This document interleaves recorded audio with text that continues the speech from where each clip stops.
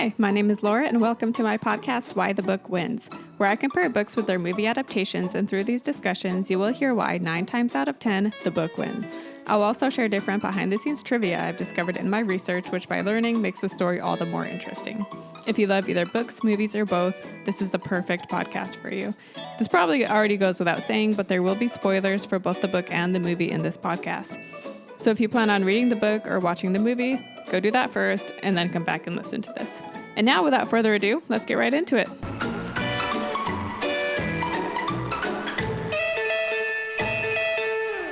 Hi, and welcome back.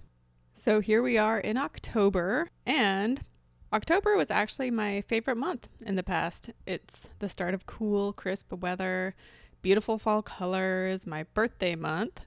Halloween kicks off the holiday season, and it's scary movie season. I still like October for all of the above reasons, aside from the last one. So here's why. I grew up loving scary movies, and my dad would watch them, and I looked up to my dad, and so I would watch them too. And they made me scared of the dark, but the thrill you get from watching a scary movie, I felt was worth the fear that comes afterwards. I was never into like the slasher, torture, whatever type movies, but I loved the horror, creepy, thrilling kind of movies. But then in 2015, I was watching a scary movie, and as I was watching it, I didn't think it was scary, but then that night I went home and I was scared to go to bed that night. And it didn't help that at the time I was living in my sister's basement. Then a few months later, I watched this other scary movie, and this one creeped me out / disturbed me so much that I didn't even finish it. And at this point, I was living with roommates, and that night my roommate happened to be out of town, and I seriously slept with the light on that whole night. And as I was laying there, I was just like, why do I do this to myself? Like, I'm a full-grown adult, and I'm too scared to go to sleep with the light out.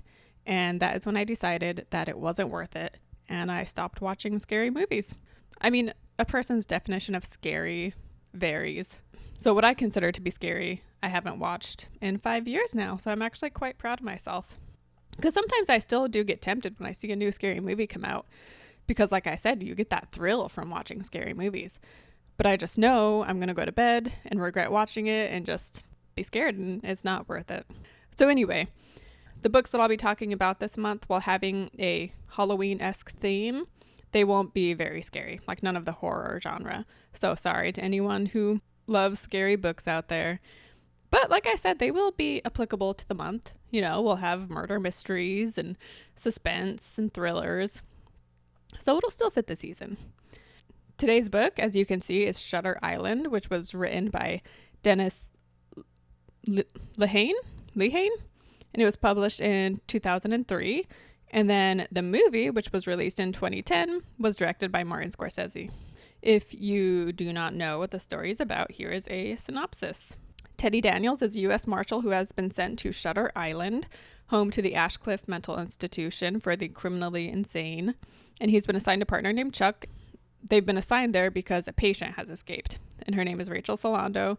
The reason she's there is because she went crazy and she drowned her 3 kids, and now she's escaped. So after a day of investigating, Teddy confides in Chuck, and he says that he's actually been researching Ashcliff for the past year, and so he jumped on the chance to be sent over here on a case. And we find out that his wife Dolores died in a fire when a guy named Andrew Ladis burned their apartment building down. Ladis claimed insanity and was therefore sent to Ashcliff. So Teddy wants to find Ladis and avenge his dead wife. Later, they say that the hospital workers say that Rachel has been returned. So Teddy and Chuck go to meet her, but Teddy feels like something is off, and he doesn't believe it's really her. Even though the patient has now been returned, the marshals can't leave because there's a hurricane, so they can't leave the island. And Teddy doesn't want to leave anyway because he wants to find Ladis. And there's, this mystery around Ladis because Crawley, the doctor there, the head doctor, he denies that they have a patient called Ladis. So Teddy just thinks it's all very fishy. Teddy tells Chuck that in his research, he found out that Ashcliff is doing experimental surgeries on their patients, similar to the experiments that were done on people in concentration camps during World War II. Also, side note, this book takes place in like 1954. So they go to the ward that has the most dangerous criminals, and they try to find some info. While there's a prisoner that Teddy talks to, and he gets Teddy questioning whether Chuck is trustworthy. And so after leaving the ward, Teddy decides to go his own way, and he happens upon a cave where the real Rachel is hiding out. She confirms his suspicions of the experimental research that's been going on, and she tells him that she had been a doctor there, but when she didn't agree with their methods, they tried to make her think she was crazy, and now they're keeping her locked up, and they told all her family that she had gone crazy. But eventually, after talking to her, he has to leave, and then he never sees her again. He doesn't see Chuck when he gets back to the main building, and when he asks Crawley where Chuck is, Crawley tells him that he came here alone, and there is no Chuck. Teddy doesn't believe him, though, and he thinks Crawley is trying to convince Teddy he's crazy because he thinks that Crawley doesn't like him snooping around, so he's going to try and trap both U.S. Marshals on the island. And that night, Teddy escapes and he hides out, and then he sets fire to Crawley's car as a diversion in order to get to the lighthouse. And this is where he thinks they're keeping Chuck held hostage, and it's also where he thinks they're performing these experiments. And when he gets in the lighthouse, he sees Crawley sitting there at his office, and he's just totally calm and not surprised at all. Long story short, Teddy is Andrew Latis, and there is no Rachel Solando. Turns out Teddy/Andrew has been at the institution for 2 years because he came home and he found that his wife had drowned their kids, and so he ends up shooting his wife. And then he goes crazy and creates this story in his head where he is a man named Teddy Daniels who is seeking to avenge his dead wife. He also blocked out the memory of ever having kids, but he created this Rachel character who did to her kids what Dolores actually did to theirs. So he creates this fantasy because he can't bear the guilt he feels. He knew that Dolores was mentally unstable, and his kids even gave him warnings saying that she was being weird, but he chose to ignore it, and instead he turned to alcohol, so he was just drinking all the time just to not have to worry about his problems. So while in this lighthouse, Crawley is telling him this, and Andrew/Teddy, he eventually has a breakthrough, and he comes to terms with the truth of everything. We have Chuck show up, and Chuck is actually had been Teddy's main psychiatrist the past 2 years. So since he was his primary psychiatrist, they had him pretend to be his partner, Chuck. Anyway, so Dr. Sheehan is his name. So Sheehan and Crawley talk to Andrew, and Andrew has his breakthrough, and they tell him how they had set 4 days aside to allow Andrew to carry out this delusion in hopes that it would help him realize the truth. They are doing radical experiments, just not the kind Teddy came up with in his fantasy. So anyway, after his breakthrough, the next morning, Andrew gets up and he walks over to Sheehan and he asks him for a light. Sheehan is trying to get a feel for what frame of mind he's in, and he asks, "What's the plan for today, boss?" And Andrew replies saying that they need to find a way off this rock and get home. Sheehan says that's what he thought he would say, and he signals to Crawley, and Crawley has some orderlies come over in a way that implies that they're going to take him to resort to something more extreme, such as a lobotomy, which was common back then. Because by Andrew/Teddy saying that they need to find a way off this rock shows that he has regressed and has gone back to his delusion. So my thoughts on the book. Reading this actually made me regret having already seen the movie, because it would have been a fun experience to read this not knowing that Teddy was crazy all along. But having said that, reading it already knowing the twist made me just notice all the clues that are given throughout the book. And I read it in 2 days, so it clearly kept my interest. And a lot of the lines that are spoken between Chuck and Teddy are pretty cheesy. And at one point, Ted even says how he feels like he's in a James Cagney movie. But when you know the whole thing is a setup, the cheesy lines make sense because nothing is real anyhow. And the whole delusion is just one cliche after another. It is a story that centers around mental illness, not just a way to give an interesting story, but also to give insight into the reality of various forms of mental illness, and also giving us a look at how these illnesses were dealt with in the past. Lobotomies and electroshock they're things that now seem ridiculous or crazy, but at the time they didn't know how else to treat these patients, and the mental institutions were getting overcrowded. And so because of this book, it made me curious about the history of lobotomy, so I did a little research, and it turns out the doctor who did the first transorbital lobotomy was Dr. Walter Freeman, and he performed it on a lady named Sally Ellen Jansko in 1946. And she was a housewife who suffered from severe depression. And since there were no pharmaceuticals, the family resorted to a lobotomy. And she was 29 at the time, and she went on to live another 61 years. And her daughter is quoted as saying, "It's a hard decision to make, but inevitably life is just full of decisions like that. For me, it was a good thing. I think for Mama, it was a good thing. And I think the lobotomy he did on her was a very good thing. Certainly the electroshock therapy was. Of course, now they have medicine for this, so it's a moot point. But they had nothing back then. That's the thing. People who are looking at it don't understand. They didn't have anything else, and nobody was coming up with anything. Lobotomies were eventually outlawed in the 60s. They did work some of the time, like in the case of Viansko, but patients would often die or take a very long time to recover from the procedure. And there was actually one case performed on a 12-year-old boy named Howard Doley, and it took him decades to recover from it. And during his life, he was institutionalized, he was incarcerated, and eventually he became a homeless alcoholic. Though eventually he did, get his life together, he sobered up, and he even got a college degree. Then over time, like the reason lobotomies just became outlawed, not only because of people's changing opinions and the people who were disagreed all along, maybe they just got a larger following, but a big one was that medications began being introduced. And so lobotomies were just deemed unnecessary. Electroshock was still a common thing for quite some time longer, and it's still legal today, though. I mean, I personally don't often hear about it being done. But pharmaceuticals have obviously taken over. And by the way, the last lobotomy, the famous or infamous, depending on how you look at it, Dr. Freeman ended with the woman having a brain hemorrhage and dying. But nowadays, prescriptions are given out left and right to deal with a person's mental illness. In the book, Dr. Crawley and Dr. Sheehan are doing this test on Andrew to prove that a patient can be cured with more civil ways than surgeries and medications. And there's a quote from Sheehan where he's telling Andrew, I don't know if it's getting confusing, but Sheehan and Chuck are the same person. So Sheehan is telling Andrew, and Andrew and Teddy are the same person. But when they're trying to convince him of the truth of the reality, he says, "Listen to me. If we fail here, we've lost. Not just with you. Right now, the balance of power is in the hands of the surgeons, but that's going to change fast. The pharmacists will take over, and it won't be any less barbaric. It'll just seem so. The same zombification and warehousing that are going on now will continue under more publicly palatable veneer. Here, in this place, it comes down to you, Andrew." Now, this book was published in 2003, so it's not like Lehane was seeing into the future. But the number of people addicted to opioids and benzos is definitely higher now than ever before.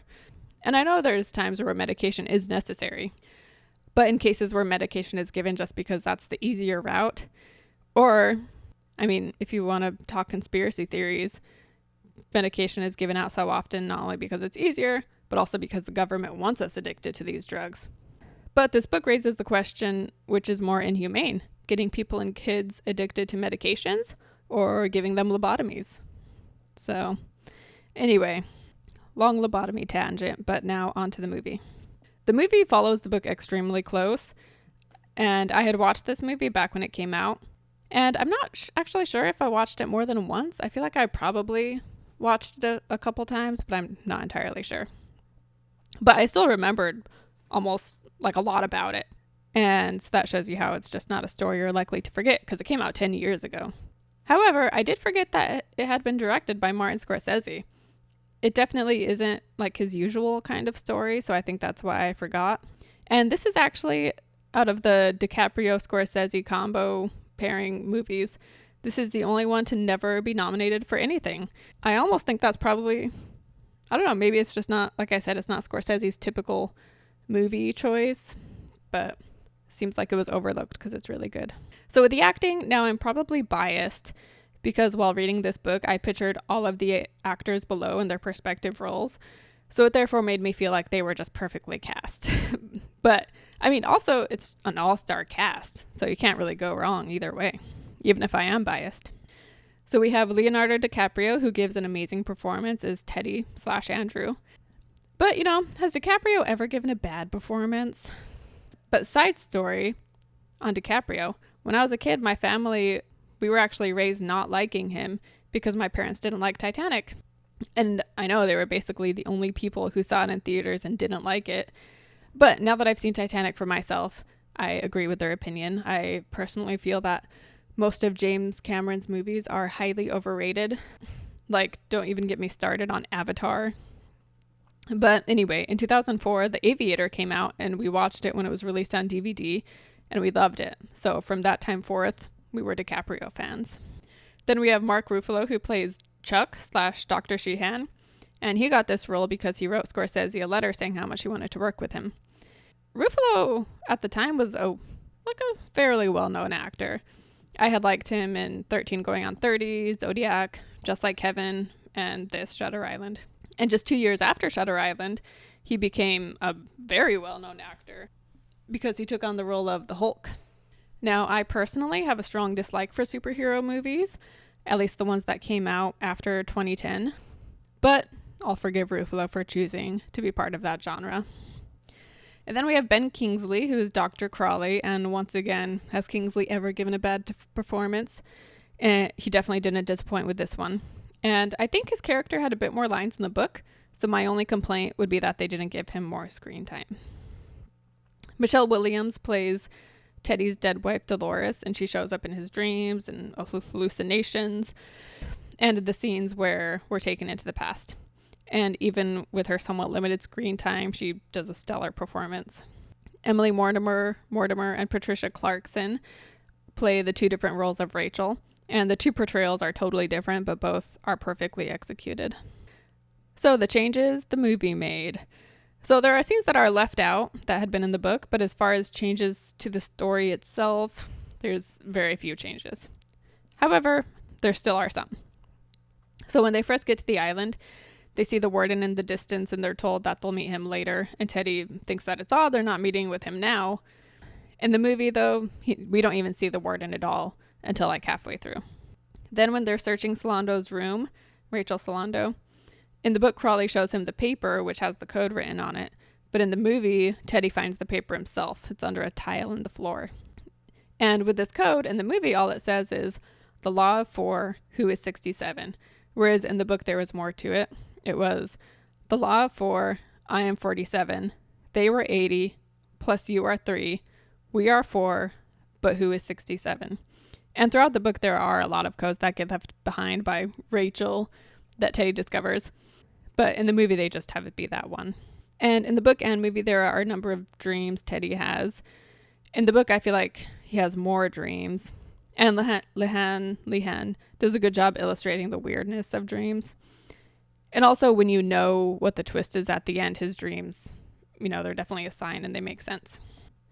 In the book, when he dreams of Dolores, she's often wet. And there's the reoccurring line, "Why are you all wet, baby?" The movie has this line, but I feel like it was said even more in the book. Also in the book, there is water seeping from her stomach in his dreams. But in the movie, they have it be a bit more graphic because it's blood coming from her stomach instead. In the movie, the first talk of transorbital lobotomies is mentioned by Crawley when he's talking to Teddy and Chuck, as well as some of the medications they give. Whereas in the book, I'm pretty sure Teddy was the one who brought it up first when he was talking to Chuck about his conspiracy theories. And of course, he goes even further with it, and he talks about how they give patients hallucinogens, and he believes they're doing lobotomies in order to remove thoughts and feelings and memories so that they can create a ghost army to be released into the world. And ghost, because mentally these people aren't there.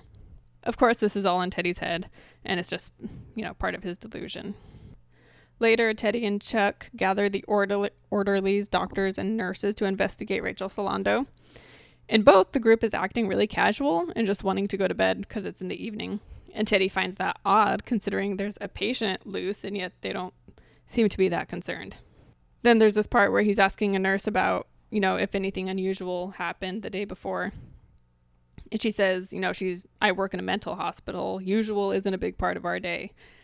And when you're watching or reading this with the knowledge that this whole thing they're doing is a setup and it's just going along with one of their patients' delusions, it makes this line even more applicable. And in the movie, whenever talk of Dr. Sheehan is brought up, the camera goes to Chuck. Like, not in an obvious way, but once again, when you're watching this already having the knowledge that Chuck is Sheehan, it makes you notice those little signs, all the little clues that are given. The next day, Teddy and Chuck meet with patients one by one who had been in the same group therapy as Rachel. There is the Peter guy, who Teddy had a strong dislike for. And in the movie, Teddy starts moving his pencil on the paper as a way to annoy Peter, because Peter can't stand the sound of pencil on paper. And in the book, Peter tells him that he can't stand that sound. Whereas in the movie, Peter never tells them. Teddy just starts doing it. And so, I guess in Teddy's subconscious, he knew this would get to Peter because he had already met Peter, considering he had been a patient there, but I'm not sure. In the book, it also describes a few more interactions they have with patients. In the movie, it just shows Peter and then the Miss Kearns lady, and she's the one who Teddy can tell she's been coached because she's just repeating the same lines. And later, she's the one that writes run on his notebook. Then the scene where they tell him Rachel is found and they go to see her is done in the movie almost exactly as it happened in the book. The only difference is that Rachel didn't stand. Teddy went and he sat beside her. And shortly after in the book, he gets that bad migraine in both the book and the movie. But in the book, he notices what looks like shoe polish on his fingers, and he realizes it's from Rachel's hair, meaning that they dyed her hair and she isn't the real Rachel. And when they send him to bed because of his migraine in the book, they have him sleep in this private room that Crawley uses to take naps. But in the movie, he's just sleeping in this room with a bunch of other people. And when he wakes up in the book, Crawley is sitting there beside him, and Crawley asks if Teddy is suicidal. He says, yeah, and that's why he doesn't drink anymore. And Crawley tells him that he'll give him some names of psychiatrists to see when he leaves the island. Teddy says it isn't necessary, but Crawley tells him he really should see someone. In the movie, he wakes up and Chuck is there, but there is no conversation about suicide. Later, when they go to Ward C, in both the book and the movie, Chuck and Teddy get separated. However, in the book, they agree to separate, and they say they're going to meet up again in 15 minutes. Whereas in the movie, it happens accidentally. In the movie, when they're separated, Teddy comes across a patient who's running around playing tag, and he and Teddy fight, and Teddy injures him pretty bad. Whereas in the book, Chuck is still with him when they come across this patient. Plus, there's also an orderly who's there trying to get him. So there's 3 of them plus the patient. And the orderly is the one who causes a lot of damage to the patient, and Chuck has to tell the guy to stop. And the 3 of them take the man back down to his cell, and Chuck tells the orderly to get a doctor, and the orderly thinks that he means a doctor for himself because he'd been injured in the fight. But then Chuck is like, not for you, for him, pointing to the patient. So the whole scene kind of clues you in that Chuck works there because he's, giving orders to the staff. And before they start fighting with this patient in the book and the movie, he's talking to Teddy, and he's saying how he heard there's a hydrogen bomb.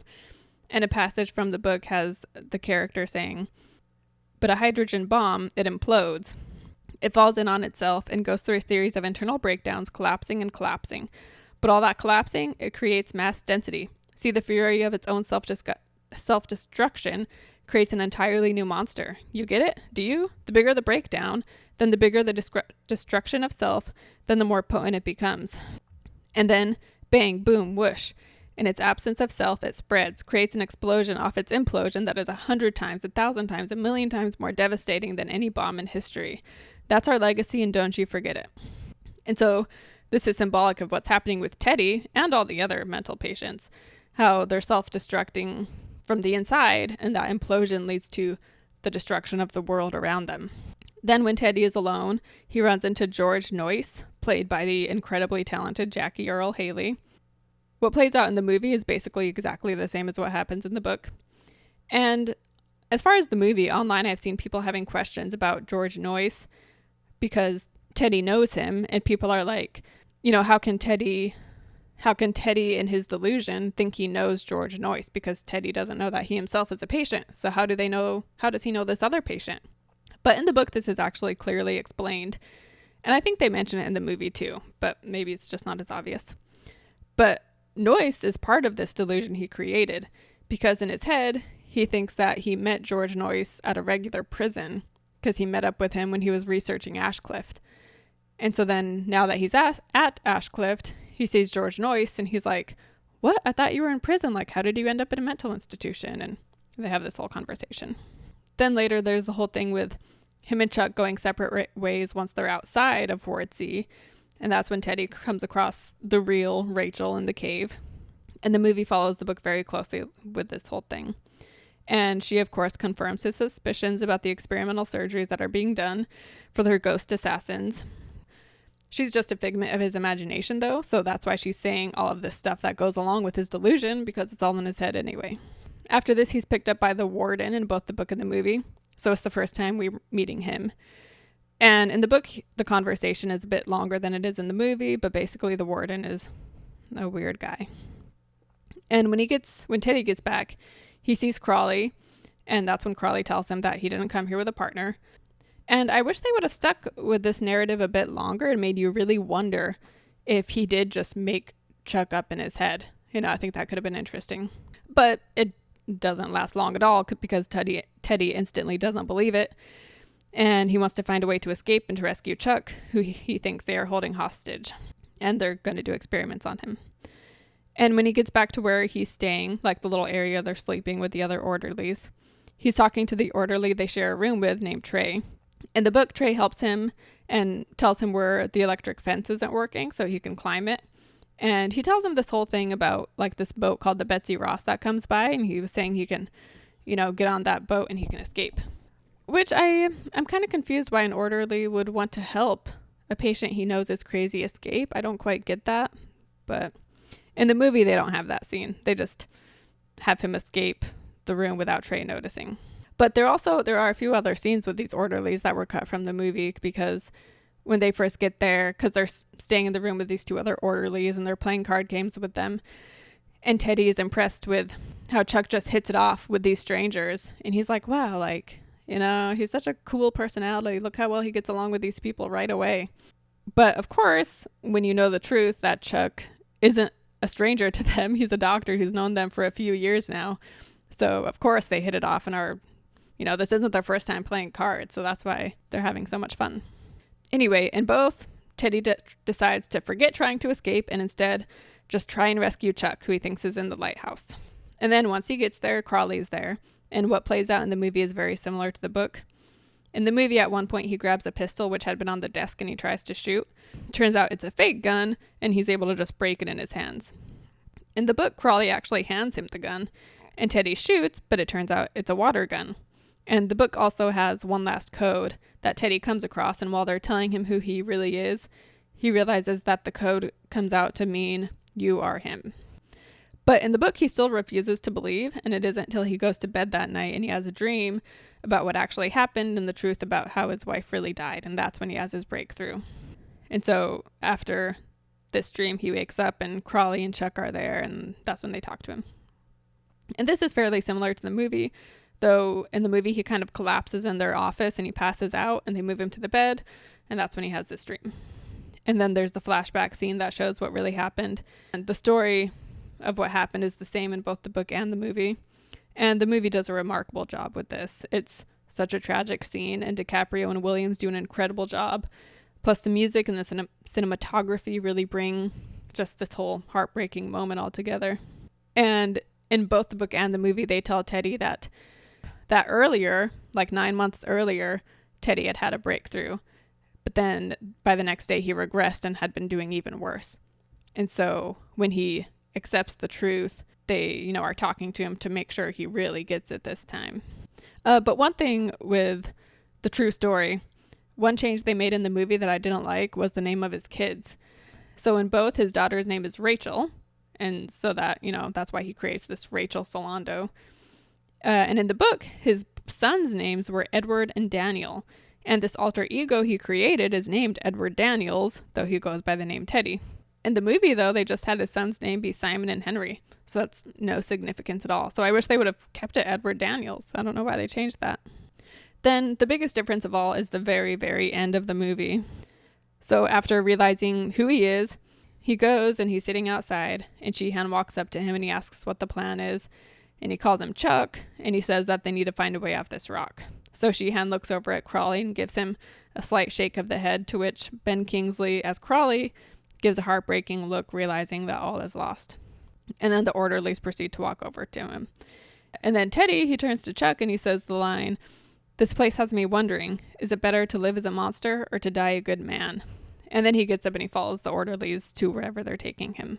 I personally think that this line implies that he still knows full well who he truly is. He just doesn't want to accept it and would rather die than deal with the guilt. And so he's just pretending to have regressed when really he still is fully aware. In the book, this final line is never said. So we don't know for sure if he's regressed or if, like in the movie, he's just choosing to act like he's regressed. Both the book and the movie talk about how he had been in World War II. and he was one of the soldiers that took over the Dachau death camp, where the Americans gunned down all of the Nazi officers. And in both, it shows how his delusion stemmed from PTSD, which he never got over.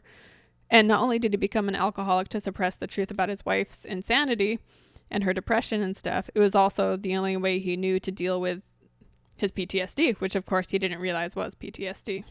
He hadn't believed in mental illness at all, and he felt that it was just his wife's choice, and she just needed to decide not to feel it, and she would be fine. And same with him. He didn't want to admit that he was having mental issues that were caused by the war.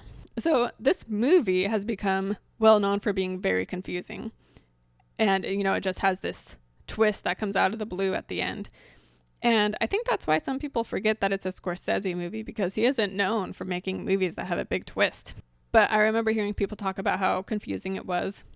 And I'm sure when I first watched it, it took me a while to piece together for the first time. Although I don't vividly remember what it was like to watch it for the first time, actually. But this time around, I didn't find it confusing at all due to the fact that I had just read the book. And the book is not confusing. Even if you know the twist, if you don't know the twist, you'll obviously be surprised. But Lehane explains it all in a way that you aren't left scratching your head about anything. The book has a number of flashbacks that aren't in the movie, including memories to when he first met Dolores and their conversation the morning she set the apartment on fire, as well as remembering the mental illness she was suffering and that he chose to ignore. And all these scenes just help you to understand and make sense of the story and not be confused. Which, one more thing that was left out. So Teddy, in his delusion, thinks that his wife died when their apartment was set on fire. There was a fire, but it was Dolores who started the fire.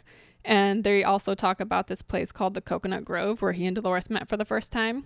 And when he's in the war, it ends up getting burnt down. So I feel like it's safe to assume that Dolores burnt the Coconut Grove down too. And there's a lot more that could be said about the book, as well as just its subject matter in general. But I feel like this has already gone on a bit longer than usual, so I'll wrap it up here. Between the book and the movie, it's actually a really hard one to decide. The movie is creepier than the book, though the book does talk more about what the various patients are in for, and that can be kind of disturbing. But the movie can be more confusing, whereas the book isn't. The movie, I have zero complaints. It's so well done. Amazing acting, and even the minor changes and the scenes they left out, even with that, they still stayed true to the story. The book does maybe focus a bit more on mental illness itself, in the struggle between doctors who want to medicate / use electroshock and lobotomies versus doctors like Sheehan and Crawley who believe that there are more hands-on methods and certain types of therapies that can be done to help the patients. But ultimately, in the end, I think it's a tie. You could go with either one and you wouldn't be wrong. Like I said, the book does provide more clarity, so if you want to see more into Teddy's past, then go with the book. But if you haven't seen the movie after reading the book, you should go back and watch the movie for sure. And if you've already seen the movie, you could go back and read the book and you would still enjoy it, because that was the case with me. I still like the book even though I'd seen the movie. So yeah, ultimately it's a tie. And anyone out there, if you have seen the movie or read the book, let me know what your thoughts are. And I will see you next week, which my topic for next week is the very popular Jurassic Park. So kind of a monster movie, so it fits for October. So excited to talk about that one with you guys. And I will see you then. Thanks for listening. If you have any comments, questions, or suggestions, head over to my site, whythebookwins.com. You can leave a comment there and I will be sure to reply. You can also find me on Instagram under the same name, whythebookwins, and you can message me there, and don't forget to follow. And also don't forget to subscribe to my podcast and join me next Wednesday for the newest episode of Why the Book Wins.